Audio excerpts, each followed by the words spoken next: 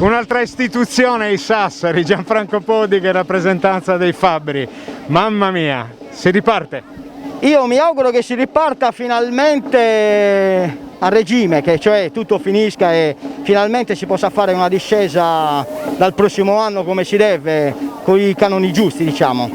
Anche perché è un po' avvilente continuare per 2 anni così. Però è una festa della città, è una festa vostra, è una festa che vi impegna tutto un anno, questa volta 2 anni, perché abbiamo fatto i conti con questa pandemia. Abbiamo fatto i conti con questa pandemia che è terrificante, però siamo fiduciosi che si possa finalmente dal prossimo anno fare una festa degna di questo nome. È una risposta per tutti coloro i quali aspettavano con ansia questa piccola ripartenza.